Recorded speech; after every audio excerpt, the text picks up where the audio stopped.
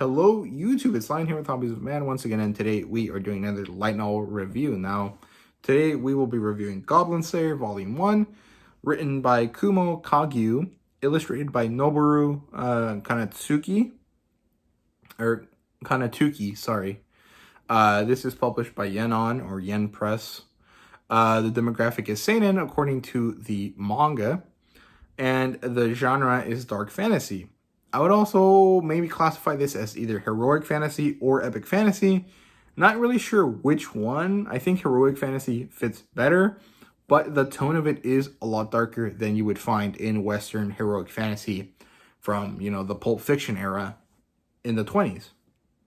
So there you go. Now, this does have an adaptation. It has both a manga and an anime. And if I remember correctly, the anime was somewhat controversial because there were some scenes that didn't fade to black, although they should have.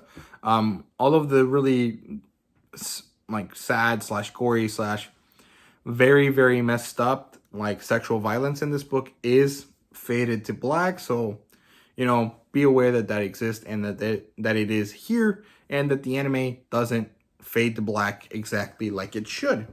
I think the manga also has issues because some of those scenes were actually drawn in a way to titilize when they should have not been. So there you go.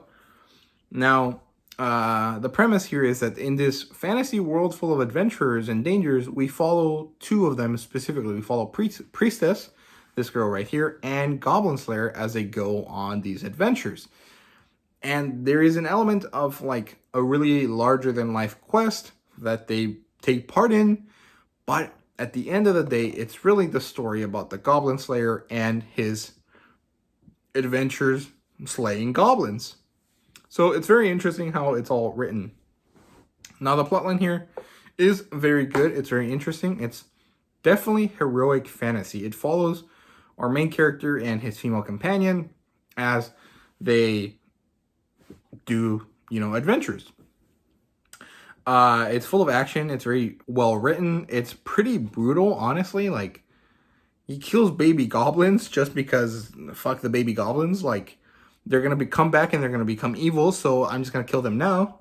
Which is it really reminded me of that scene from Star Wars Attack of the Clones, when Anakin is I killed them all, the women and the children too. That one, I love that scene so much. It's so funny.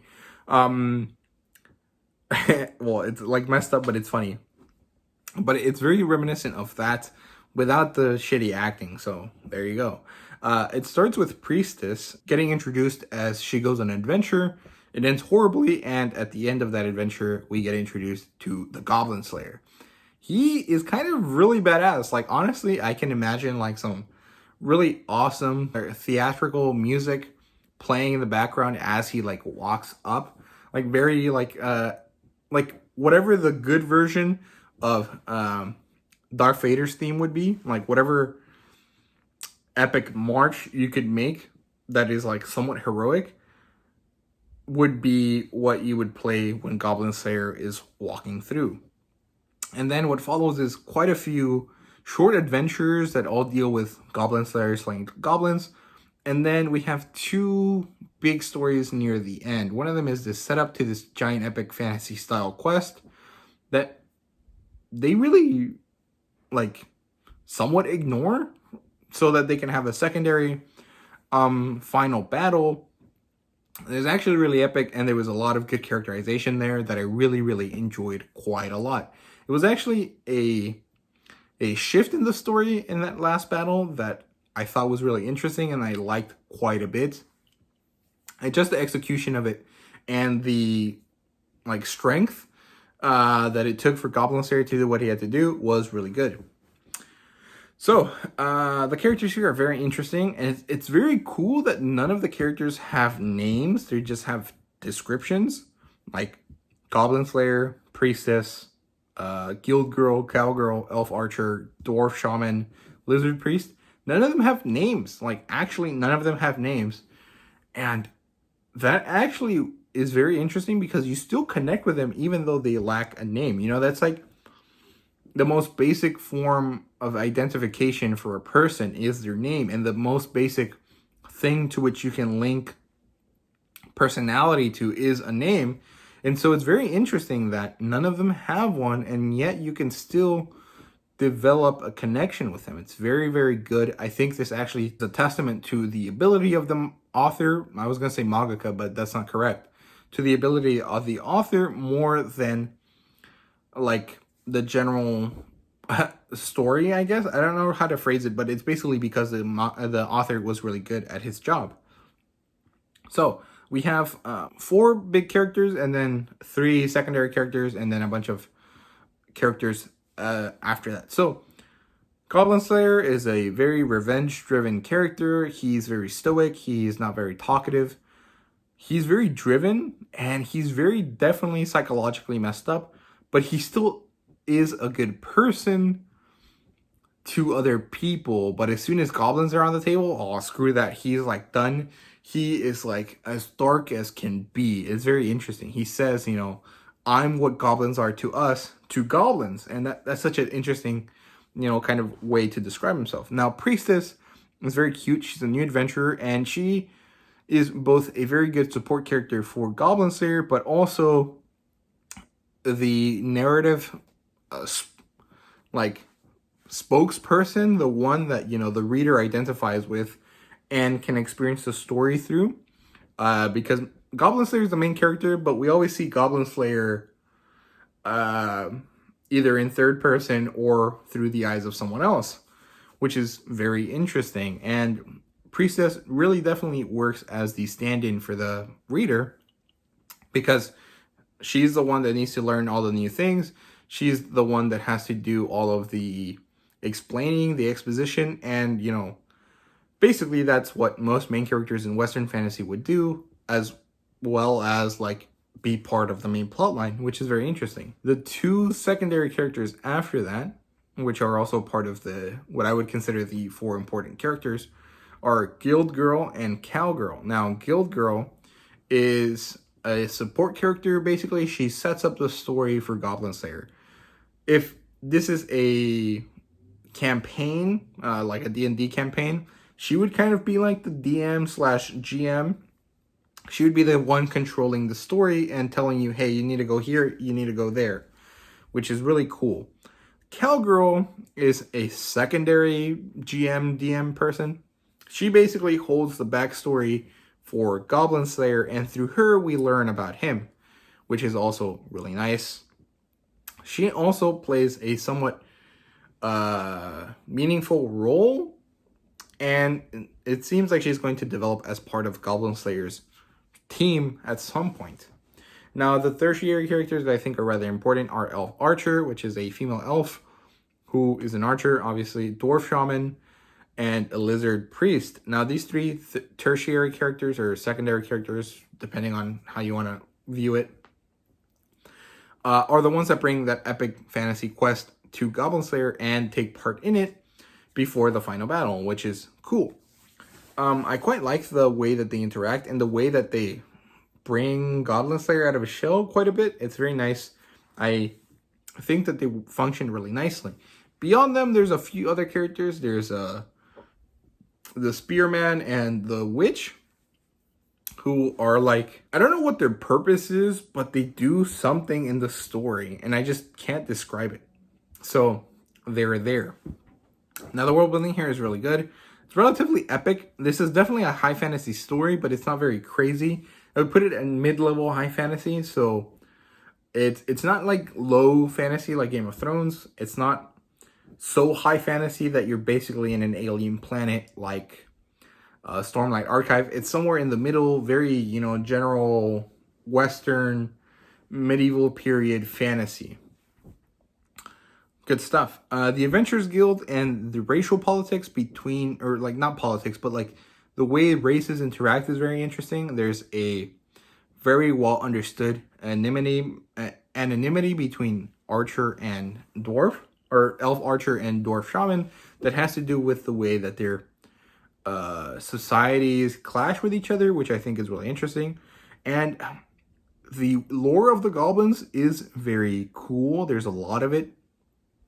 And these goblins are very well, like, established as threats that no one pays attention to. And I think that's very interesting and very amazing because, you know, it's always the stuff that you don't care about that ends up killing you. So it's very interesting, or like at least in fantasy. So I like that they become really important to at least one character. And from there, everyone starts to realize, hey, these are very dangerous things. So I like that a lot. There was something else that I thought was really interesting. Oh, yeah. There's this like secondary plot about gods and how they got bored. And so they just created a world to play games on and to kind of like mess with people. Which, again, I think is supposed to be like they're the DMs or the players in the D&D campaign, and then they're just rolling, you know, D20s to see what happens and stuff. Is that the right term? A D20? That's a dice with 20 sides, right? And it's very interesting. I thought that was really cool, but I mean, I thought everything about this book was cool, so I quite like that a lot. Now, the art is really good. It's very epic, and it's awesome looking. It's very good because it has both meaningful emotions, epic, like awesome looking action, and like character designs for the male characters. They look really imposing, as well as a certain level of like fan servicey, cutesy, what's it called? Attractiveness, I guess. And it's really interesting. It's like, again, those pulp fantasy style covers from old novels, like the stuff for John Carter of Mars. It has that kind of like, the male characters look really imposing, the female characters are striking, but they're also very attractive, and the monsters look really otherworldly and imposing, and I think it works really nice because it has all of those qualities as well as that kind of like vaguely moe, cutesy side of the anime style illustration, which is really good. Now, fan service here, it's very minimal. There's some, but you know, it's very toned down, mostly because I think it doesn't really make sense to have really high level fan service when at the same time you have really like brutal rape implied at the same time. Like it wouldn't like make sense. It wouldn't be congruent. And so I think that the, you know, writer and the illustrator decided, hey, we should probably not have both of those happen at the same time in the same, you know, couple pages, which I definitely agree with. I think it was a really good choice not to have like very strong fan service.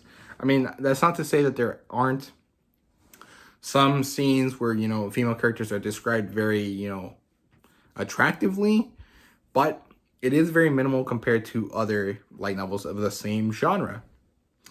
So, yeah, now the rating here is a 5 out of 5. What really struck me as amazing for this novel was the fact that none of the characters have names, and yet I still really empathize and connect with every single one of them. Priestess's story is so sad just because, like, holy crap, she was so happy to be an adventurer, and then it was kind of, it was really good. Goblin Slayer is a very interesting character, and I think that he's a very good look at, like, someone that's kind of like in this like limbo where he's like has PTSD but is also like really messed up emotionally, but also like knows that he has to do what he has to do because no one else will do it. And it's just a very interesting exploration of a character that it kind of blew me away, honestly.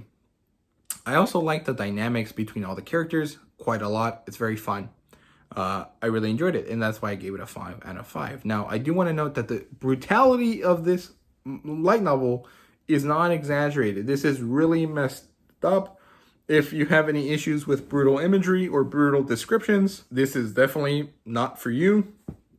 There's a lot of fade to black moments that are implied, and you can explicitly like see or imagine what's going to happen, but it is never explicitly shown. It's all fade to black stuff for that, right? So if you don't want any of that, don't read this book. There's better alternatives if you still want dark fantasy without such a brutal, messed up thing, like Shield Hero. So I definitely recommend this if you're okay with that kind of imagery and stuff. And the similar titles that are maybe lighter on that sort of stuff are Shield Hero, and I guess Overlord would also kind of count to an extent. I can't really think of anything besides that. I haven't read enough dark fantasy light novels to really recommend any other ones. So yeah. Oh, well, actually, based on the character of Goblin Slayer, there is another character from the light novel 86 that you could say are kind of similar and kind of function in a very similar way. And to that extent, I guess 86 could be a similar title, mostly based on the characterization of the main character and the main female companion. So that's another title you can check out. Now, that's basically it for me. I hope you guys enjoyed this video. Sorry, it kind of went a little long, but I kind of had to gush about Goblin Slayer and make sure that you guys understood that, you know, it is pretty messed up. So yeah, hopefully you guys enjoyed. If you did, please like, subscribe, and comment down below. Let me know what you thought. Thank you guys very much for watching, and I hope to see you guys again. See you later.